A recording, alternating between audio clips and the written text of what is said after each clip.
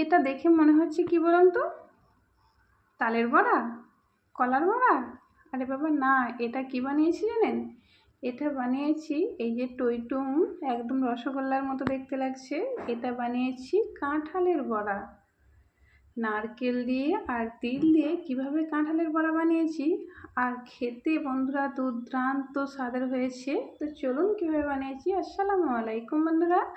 প্রথমে সকাল সকাল উঠে কাঁঠালটাকে আমি ভেঙে ফেললাম, কারণ গাছ থেকে কাঁঠালটাকে পাড়তে হয়েছে। সকালে ঘুম থেকে উঠে দেখছি কাঁঠালের পাশে একটা হনুমান এসে বসে আছে জানেন।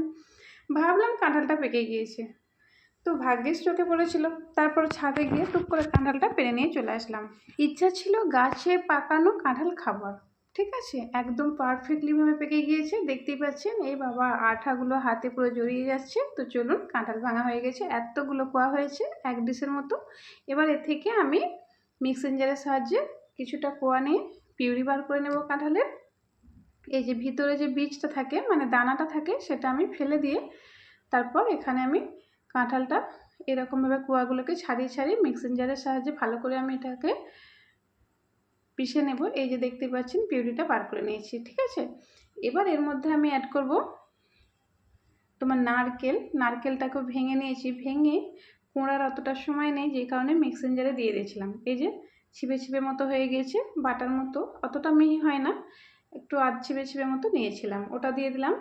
এবার এখানে দিলাম তিল, ভেজে রাখা তিল। এটা বাড়িতে মানে চাষের তিল, একদম খোলা স্পষ্টভাবে ছাড়াতে পারি না বন্ধুরা, অনেক কষ্ট তিল ছাড়ানো জানেন। তারপরে দিয়ে দিলাম সুজি আর দিলাম ময়দা।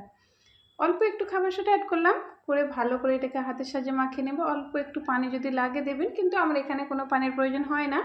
এই যে এটা দিয়ে মাখিয়ে নিলাম। এবার চিনি দিলাম পরিমাণ মতো, আপনারা যে যেরকম মিষ্টি খাবে, বড়া মানে একটু তো মিষ্টি মিষ্টি মতো হলে ভালো হয় তাই না, সেই মতো চিনি দিয়ে এটাকে মাখিয়ে চাপা দিয়ে রেখে দিলাম 10 মিনিটের জন্য। তারপর কড়ার মধ্যে তেল গরম করে দিলাম। এই যে তেলটা যখন গরম হয়ে গেছে, এর মধ্যে এক এক করে বড়াগুলো বড়ার আকারে তেলে ছেড়ে দিলাম। এতটাই দুর্দান্ত স্বাদের হয়েছে, আমি হয়তো আপনাদের বলে বোঝাতে পারবো না। সত্যি কাঁঠালের বড়া যে এত টেস্টি হয় আমার জানা ছিল না। তারপর আমি নিজে থেকেই ভাবলাম কাঁঠালে যদি বড়া বানানো যায় তিল আর নারকেল দিয়ে, তো কীরকম লাগবে। তো সেই মতো করে আমি নিজের মতো করে একটু বানিয়ে ফেললাম। অসাধারণ খেতে হয়েছে, আর বাড়ির সকলের মানে প্রশংসা মুখে ধরছে না, সারাক্ষণ শুধু কাঁঠালের বড়া আর কাঁঠালের বড়া। অসাধারণ টেস্ট হয়েছে। কালো কালোগুলো তিল, ঠিক আছে, কারণ চাষের তিল তো, তিল ছাড়ানোটা অনেকটাই কঠিন জানেন, হাত ব্যথা হয়ে যায়। আর যেহেতু সকাল থেকে উঠেছি কাঁঠাল পাড়া, কাঁঠাল ছাড়ানো, নারকেল ছাড়ানো, তার তিলটা ঠিকমতো ছাড়ানো হয় না। ঠিকমতো একটু সময়তে ছাড়ালে কি হয়, পুরো সাদা হয়ে যায়।